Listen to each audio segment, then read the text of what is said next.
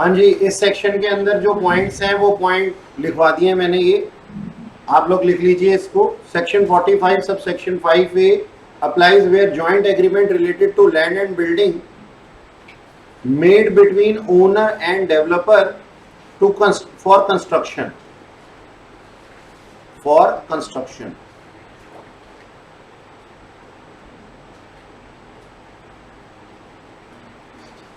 Construction of what? Of building, not land, क्योंकि land नहीं construct की जा सकती। हाँ, उसकी फेंसिंग वगैरह हो सकती है, that is different thing, boundary हो सकती है, लेकिन खैर समझ में आ गई बात। अच्छा, आगे चलते हैं।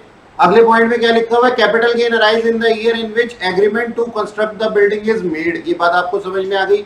इसका मतलब क्या है? लिखा है आगे, it means the benefit of indexation. Benefit of है, वो ऑन नहीं है। Benefit of indexation in case of long term capital gain available till the date of agreement on the portion of building transferred to developer। जो दे रहे हैं, जो जा रहा है, उसी को तो कॉस्ट ऑफ एक्विजिशन मानेंगे ना, और उसी के ऊपर तो क्या लेंगे हम? अपना इंडेक्सेशन का बेनिफिट लेंगे, अगर लॉन्ग टर्म कैपिटल की एसेट है तो। अच्छा, आगे लिखा हुआ, for the purpose of computation of taxable capital gain sales consideration shall be treated as SDV, stamp duty valuation of the portion retained by previous owner, यानी कि जितना उसके पास में आएगा वो सेल्स कंसीडरेशन है। और लास्ट में लिखा हुआ, tax liability on capital gain arise in the year in which certificate of completion of contract issued by prescribed authority. ठीक है जी, ओके। तो ये चारों पॉइंट आपके दिमाग में रहने चाहिए ताकि हम इस क्वेश्चन को कर सकें। हाँ जी, देखिएगा नेक्स्ट सेक्शन 46 क्या कहता है? सेक्शन 46 हमें ये कहता है कि कैपिटल गेन हुआ है on the distribution of capital assets, on the distribution of assets by company in liquidation. इसका क्या मतलब हुआ? हाँ, वाइंड अप हो रही थी कंपनी, कंपनी के पास देने के लिए पैसे नहीं थे, उसने क्या कहा? कहते हैं जो एसेट्स है ना, ये एसेट्स आप रख लो। ठीक है जी, ये एसेट्स आप रख लो। तो उसके ऊपर होने वाले कैपिटल गेन की बात कर रहे हैं। ठीक है सर, ये बात समझ में आई? अब सुनो, दो तरीके के ट्रीटमेंट हैं in the hands of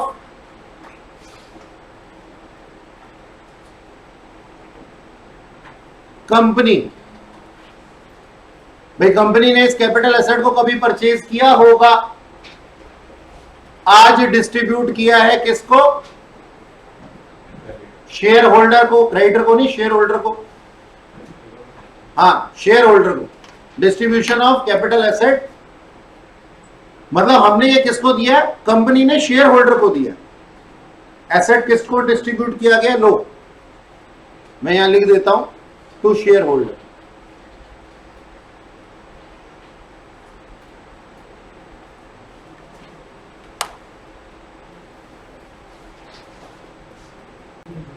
हाँ जी, तो मैं क्या कह रहा था? मैं ये कह रहा था सर, कंपनी ने शेयर होल्डर को एसेट डिस्ट्रीब्यूट किए हैं। एज पर रूल्स हम इसको है ना ट्रांसफर नहीं मानते। कैपिटल गेन के रूल्स कहते हैं कि अगर कंपनी ने अपने शेयर होल्डर को कोई एसेट दिए हैं तो ये जो है इसको कंपनी के पॉइंट ऑफ व्यू से ट्रांसफर नहीं माना जाएगा, क्योंकि इन एसेट्स के ऊपर किसका अधिकार था जी? शेयर होल्डर का ही अधिकार था, ऐसा बोला गया। तो मैं यहां लिख देता हूं, not regarded as transfer, not regarded as transfer. हाँ जी, अब जरा मेरे को एक बात बताओ, जब ट्रांसफर ही नहीं माना गया कैपिटल गेन होगा क्या?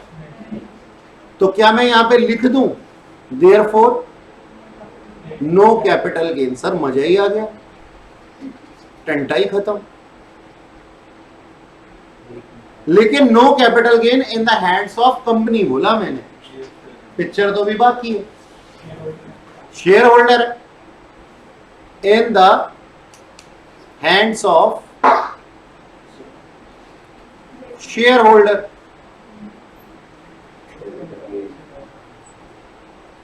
तो इसके प्रोविजन अपने को पढ़ने के, ये क्या कहता है? सबसे पहले तो वो ये कहता है, कंपनी ये कहती है, इसको हमें पढ़ना है, ठीक है। ये ट्रांसफर भी है और उसके ऊपर कैपिटल गेन भी लगेगा। पहले मुझे एक बात बताओ और अपने मन से सोच करके बताना, मिस्टर एक्स ने कंपनी के शेयर परचेज किए थे 1/4/2002 को। कंपनी लिक्विडेट हो गई, कंपनी लिक्विडेट हो गई कौन सी डेट को सर? 31 मार्च 2010 में। परचेज शेयर्स, यानी कि ये शेयर होल्डर इसी साल बना होगा ना, 2-3 में। और कंपनी लिक्विडेट हो गई 9-10 में। एसेट रिसीव हुआ है बाय शेयर होल्डर, या फिर हाँ जी, asset receive by share holder. मान लो ये हुआ है 1/5/2013 में। बात समझ में आई? तो ये वाला जो टाइम पीरियड है यहां से लेकर के यहां तक का, क्या इसको पीरियड ऑफ होल्डिंग में माना जाना चाहिए? क्या ये कोई पीरियड ऑफ होल्डिंग है? पहले तो मैं आप लोगों को ये बता दूं, आप लोगों के दिमाग में आ रहा होगा सर जब 31 मार्च को लिक्विडेशन हो गया था तो क्यों नहीं 31 मार्च को ही एसेट दे दिया गया, इतना दिन वेट क्यों किया इसको? भाई साहब, लिक्विडेटिंग कंपनी जो होती है ना, लिक्विडेशन होने के बाद में ऐसे नहीं फटाफट से, हाँ भाई तुम नीचे खड़े हो, मैं चौथे फ्लोर पे खड़ा हूं, यहां से एसेट फेंक रहा हूं, लो कैच कर लो फटाफट से, हमें कमरा खाली करने का है। ऐसे नहीं होता, लंबा टाइम पीरियड लगता है। डिसोल्यूशन ऑफ पार्टनरशिप फॉर्म भी तुमने पढ़ा है फाउंडेशन के अंदर और 12th के अंदर भी, वहां पे भी डिसोल्यूशन एक साथ में नहीं हो सकता, धीरे धीरे धीरे धीरे करके ही एसेट्स रियलाइज होते हैं। तो ये वाला जो टाइम पीरियड है ना, ये टोटली इग्नोरेबल है। सबसे पहला रूल क्या हजम हुआ कि नहीं? हम क्या कहते हैं, सबसे पहला ये वाला जो टाइम पीरियड है ना, subsequent time period. Subsequent time period to what? Liquidation, यानी कि लिक्विडेशन की डेट हो गई तो। अच्छा एक बात बताओ, लिक्विडेशन के बाद में कंपनी का शेयर रहा, कंपनी का शेयर होल्डर रहा, कंपनी कंपनी रही, बात ही खत्म हो गई। किस चीज को, कौन से शेयर को आपने होल्ड किया हुआ सर? आज तुम्हारे पास में 2000 रुपए का पुराना वाला नोट हो, 1000 का, सॉरी, हाँ सॉरी 1000 रुपए का पुराना नोट हो। नहीं सर, मैं तो 1000 रुपए का नोट लेकर के चल रहा हूं, क्या वो चलेगा? नहीं। तो ये जो बाद का सबसीक्वेंट पीरियड है ना, इसको टोटली करना है इग्नोर। तो सर सबसे पहले हमने कसम खा ली कि हमारा पीरियड ऑफ होल्डिंग कहां से कहां तक है? Date of purchase of share से लेकर के डेट ऑफ लिक्विडेशन तक। सर क्यों कहना चाहते हो ये? क्या क्या बताना चाहते हो? क्या बताना चाहता हूं मैं तुम्हें इस बात से? बताओ कि बेनिफिट ऑफ इंडेक्सेशन कहां तक मिलेगा? समझदार हो गए तुम तो। बात समझ में आई? क्या मैं बोल रहा हूं कि सर बेनिफिट ऑफ इंडेक्सेशन जैसे पहले वाले में था,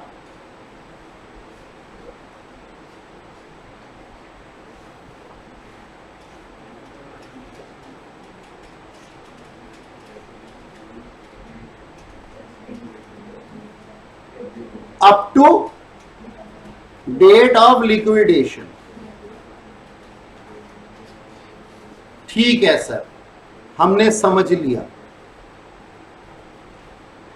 ठीक है जी, पहले तो यही बात कंफर्म होगी, क्योंकि इसी से तो पता लगेगा ना लॉन्ग टर्म है कि शॉर्ट टर्म है।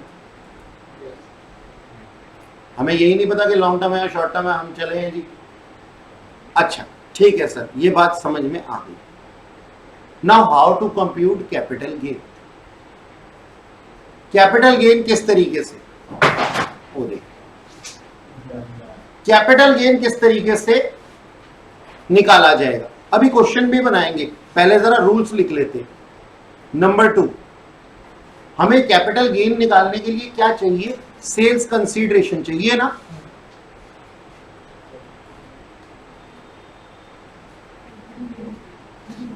और सर इस केस के अंदर सेल्स कंसीडरेशन कैसे निकल करके आएगी, value of asset minus deemed dividend.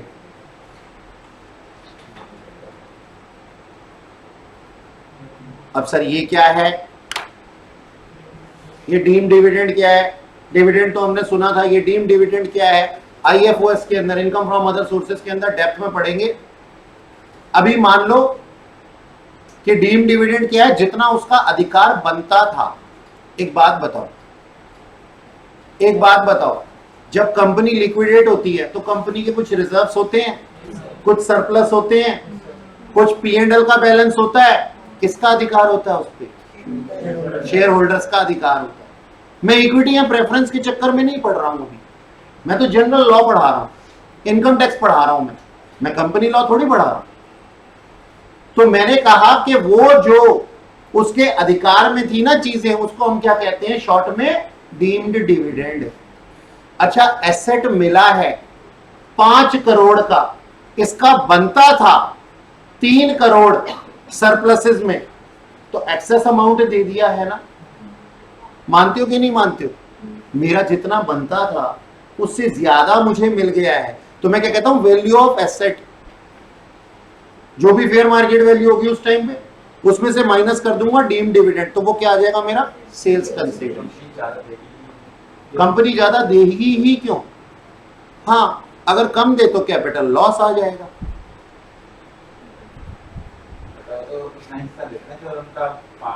नहीं सर, किसने कह दिया आपसे, शेयर में बढ़ जाता है ना जितना। एक बात बताओ, अगर कंपनी उसी हिसाब से देने लगे, कुछ एक्स्ट्रा अमाउंट ना देने लगे, और वैसे भी ये तो लिक्विडेशन हो रहा था, आज के बाद तो खत्म ही हो रही है। देखो मैं इस बात पे बहस नहीं करना चाहता कि कंपनी देगी ही क्यों देगी वो मुझे नहीं पता, लेकिन अगर दे दिया तो उसके टैक्स के प्रोविजन मेरे पास होने चाहिए। मेरे घर में आग लगेगी, इसकी इस बात की जो क्या नाम है वो है ना पॉसिबिलिटी, वो 0 है, बावजूद इसके मैं फायर एक्सटिंग्विशर अपने पास में रखता हूं, पानी की एक बाल्टी जरूर रखता हूं अपने घर में। प्रोविजन तो पढ़ने पड़ेंगे सर। अगर क्वेश्चन आ गया तो हम ये नहीं कह सकते कि भाई ऐसा होगा ही क्यों, तुमने ऐसा क्वेश्चन बनाया ही क्यों। वो कहेगा तुम यहां पे एग्जाम देने आए ही क्यों, जाओ घर 6 महीने बाद आना, नया तकिया खरीदो और रो, फिर 6 महीने बाद दोबारा आना। सर जो चीज है मैं केवल वो पढ़ा सकता हूं, मैं ये नहीं पढ़ा सकता कि ये क्यों बनाए गए ये प्रोविजन, है ना। और फीस भी मैंने इसी चीज की ली है, और इतने पैसे में इतना ही मिले। दुष्ट प्राणी।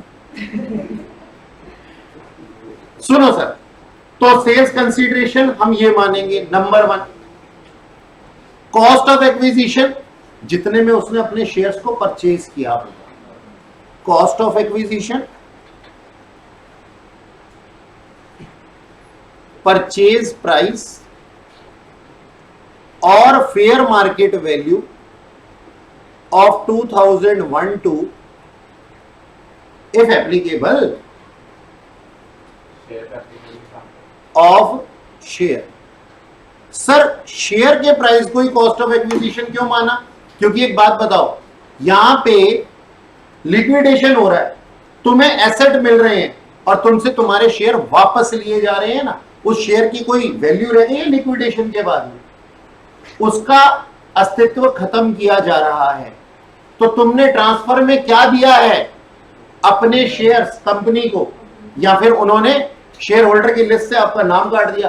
सर मैं तो नहीं गया फिजिकल मोड में अपने शेयर कंपनी को वापस करने के लिए, कोई बात नहीं, उन्होंने उसको वहां से आपका नाम काट करके क्या कर दिया, डिस्क्वालीफाई कर दिया। कहते ये कंपनी के शेयर आज से है ही नहीं, जैसे कि 1000 के नोट के साथ हुआ था, कहते चला लो। तो वहां से शेयर होल्डर की लिस्ट से आपका नाम काट दिया, लिक्विडेशन हो गया, बात खत्म।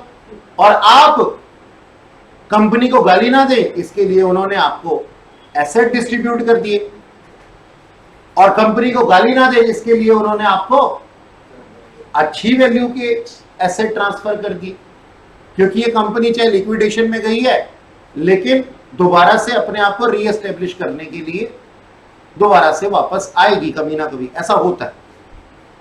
तो सर फिर ये बात पहले ही बता देते, जरूरी नहीं है। अच्छा खैर, तो ये हमारे पास में क्या है, ये हमें माना जाए। अब इसके ऊपर एक क्वेश्चन बनाते हैं, जनरल रूल तो हमने लिख लिए, इसके ऊपर एक क्वेश्चन बनाते हैं और उसको प्रैक्टिस करते हैं, ठीक है ना। आ जाओ, अभी लिखना नहीं है कुछ, तुमने क्वेश्चन ये लिखना चाहते हो, चलो लिख लो, इसको नोट कर लो, जल्दी से नोट कर लो। हाँ ये लो, ये लो। हाँ जी सर, एग्जांपल देखिएगा, XYZ company issued 1 lakh shares at the rate 10 each in the year 95-96 prior to 2001-2। जैसे ही देखो 2001-2 से पहले का साल, कान खड़े हो जाने चाहिए तुम्हारे, क्या पता एफएमवी दी हुई हो, जी दी हुई है। फेयर मार्केट वैल्यू दी हुई है 2001-2 की 13 रुपए, ठीक है सर। मिस्टर एक्स ने एक्वायर किए थे 10,000 शेयर, यानी कि 10% शेयर्स इनके अधिकार में थे, ठीक है ना। तो इनका जो राइट था एसेट्स पे, लिक्विडेशन के टाइम पे कितना बनेगा, 10% बनेगा, ठीक है जी। In the year 2015-16 company liquidate and at that time company के पास में डिस्ट्रीब्यूटेबल एसेट्स थे 80 लाख रुपए के, जिसके अंदर की एक्युमुलेटेड प्रॉफिट्स थे कितने, 35 लाख रुपए के। तो जाहिर सी बात है 10% का राइट है इसके पास में, तो 80 लाख का 10% 8 लाख रुपए इसे मिला होगा, जबकि मिलना कितना चाहिए था, केवल 3,50,000 मिलना चाहिए था। सरप्लस में शेयर था ना इसका, लेकिन ये आज लिक्विडेशन हो रही है, लिक्विडेशन हो रही है तो हम क्या कर रहे हैं सर, इसको एसेट्स में भी राइट दे रहे हैं। तो हमने क्या किया, 8 लाख में से माइनस कर दिया 3,50,000, सरप्लस अमाउंट इतना है, एक्स्ट्रा है हमारे पास, इसको हम कहते हैं जी सेल्स कंसीडरेशन है ये हमारी।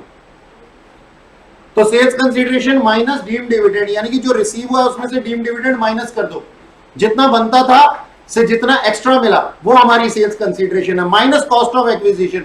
इन चीजों को प्राप्त करने के लिए मैंने कितना खर्चा किया था, तो मैंने शेयर्स परचेज किए थे ना, शेयर परचेज किए थे 10,000, किए तो 10 में थे, लेकिन फेयर मार्केट वैल्यू उस टाइम पे कितना आ गया, 2001-2 का 13, विच इज ग्रेटर देन 10। तो हम as per rules, as per concept 13 को ही कॉस्ट ऑफ एक्विजिशन लेंगे। और फिर हमने इंडेक्सेशन का बेनिफिट देना है, इंडेक्सेशन का बेनिफिट आएगा सर, लेकिन कब तक, जब डेट ऑफ लिक्विडेशन है, क्योंकि इसके बाद का जितना सब्सिक्वेंट पीरियड है एसेट डिस्ट्रीब्यूट होने तक का, उसका कोई वजूद ही नहीं, उसका कोई वजूद ही नहीं है। तो हमने क्या किया, 15-16 का, ये ध्यान रखना। अच्छा, और नीचे 2001-2 का, क्योंकि इससे पहले था ही नहीं, अमाउंट आ गया इतना, long term capital gain minus करने के बाद 1,17,200 रुपए आ गए, ठीक है जी। हाँ जी सर, सेक्शन 45 सबसेक्शन 2 क्या बोल रहा है, पहले इसकी हेडिंग देख लेते हैं, conversion of capital asset into stock in trade. बड़ा ही प्यारा है ये, और देखो मैं समझाता हूं। मेरे पास में क्या था, एक ना गोल्ड ज्वेलरी थी, शायद मैंने पिछली क्लासेस में इसका जिक्र, रिंग वाला बताया था। तो मैंने ना परचेज किया, ध्यान से सुनना, पहले सुन लो ध्यान से। परचेज किया मैंने एक गोल्ड रिंग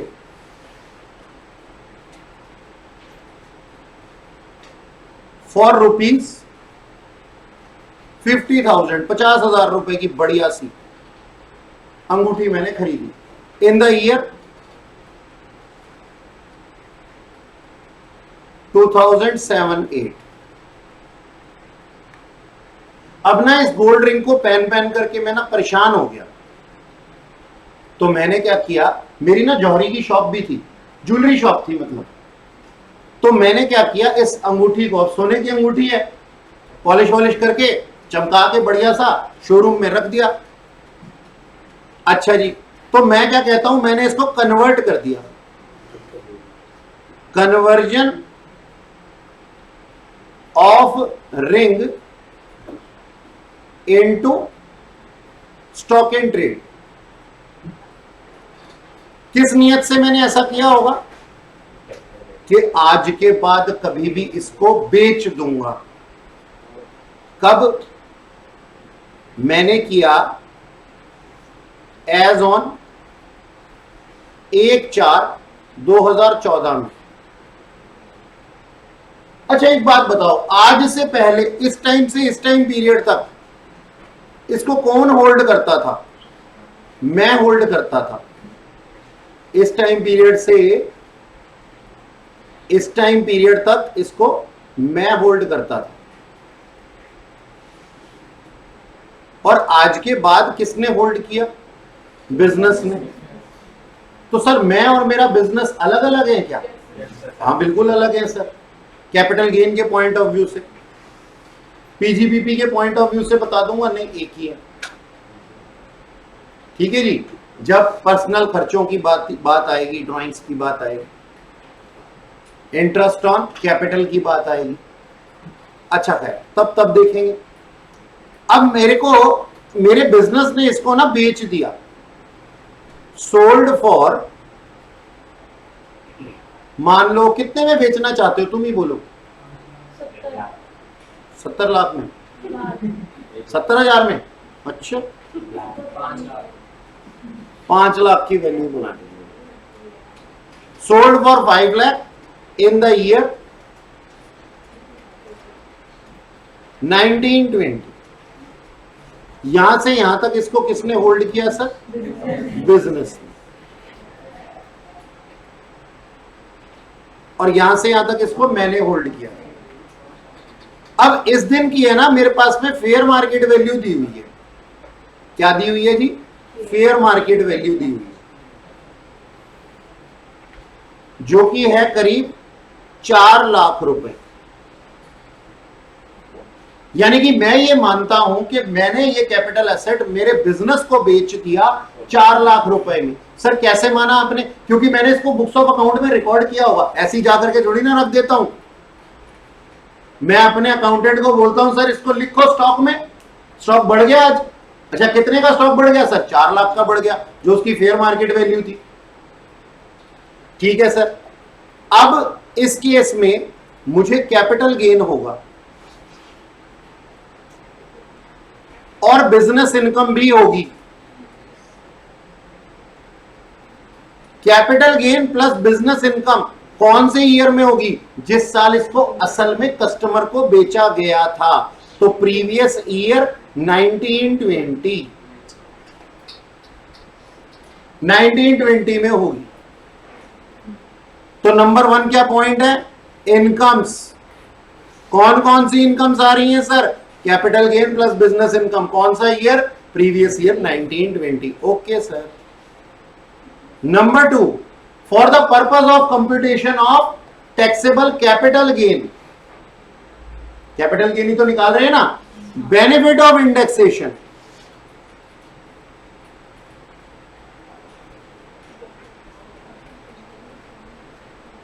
क्यों देना है बेनिफिट ऑफ इंडेक्सेशन? क्योंकि सर पीरियड ऑफ होल्डिंग 36 महीने से ज्यादा है, यहां पे 2007-8 से 14-15 तक है।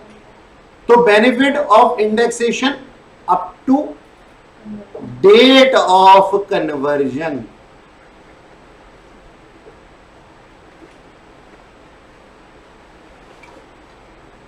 ठीक है सर। और sir sales consideration,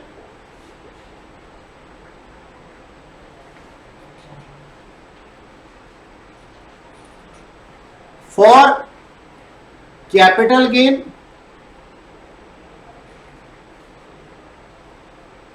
fair market value on the date of conversion.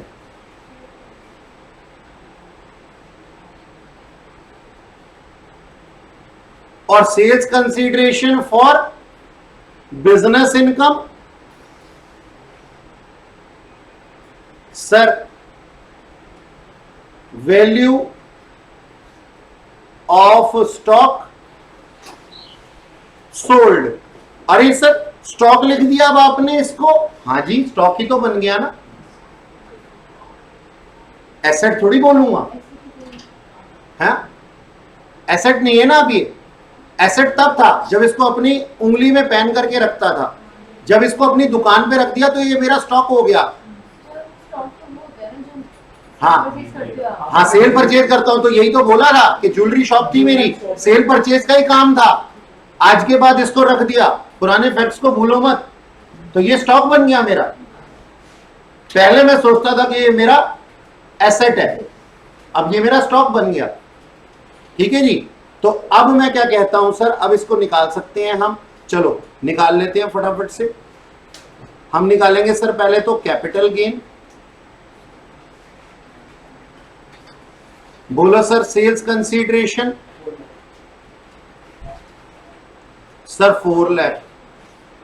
अगर कन्वर्जन के टाइम पे कुछ एक्सपेंडिचर किए हो तो वो रियलाइजेबल एक्सपेंडिचर आ जाएंगे, लेकिन इस क्वेश्चन में था नहीं, नील। तो net consideration 4 lakh minus indexed cost of acquisition. देखो मैंने यहां पे एफएमवी का कॉन्सेप्ट नहीं लगवाया, बोलिए बोलिए। वो concept of fair market value 2001-2 है, उसके अंदर एफएमवी आता है, लेकिन ऐसा नहीं है कि किसी भी टाइम पे हम एफएमवी नहीं ले सकते। ये एफएमवी वो 2001-2 वाला एफएमवी नहीं है जी, ये कन्वर्जन वाला एफएमवी है, जिसको कि हम सेल्स कंसीडरेशन की तरह ट्रीट कर रहे हैं, अलग अलग है दोनों। अच्छा, इंडेक्स कॉस्ट ऑफ एक्विजिशन कितने में परचेज किया था सर? 50,000 रुपए में।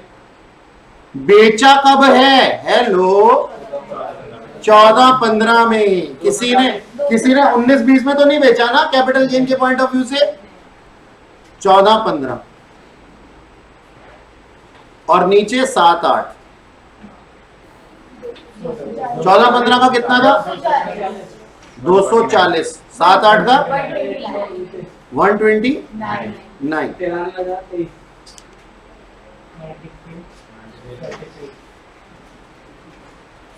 अब कॉस्ट ऑफ इंप्रूवमेंट तो है नहीं इसके अंदर,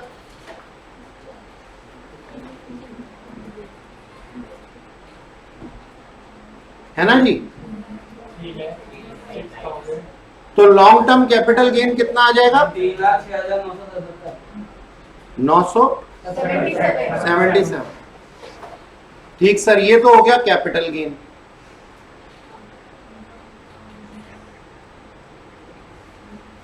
बिजनेस इनकम निकाल दें क्या? हाँ सर वो भी निकाल देते हैं। सेल वैल्यू 5 लाख रुपए। Expense in connection with sale nil. Net value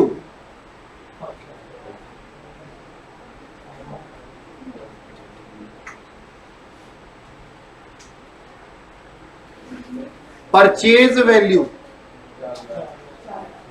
4 lakh रुपए। बिजनेस ने कितने का परचेज किया था इसको? इंडेक्सेशन मत लगा देना। क्यों? ऐसा मत कहना शॉर्ट टर्म या लॉन्ग टर्म। बिजनेस इनकम में शॉर्ट टर्म और लॉन्ग टर्म कुछ होता ही नहीं है, वहां पे इंडेक्सेशन का बेनिफिट नहीं मिलता। तो कितना आ जाएगा? 1 लाख रुपए की हमारी बिजनेस इनकम आ जाएगी।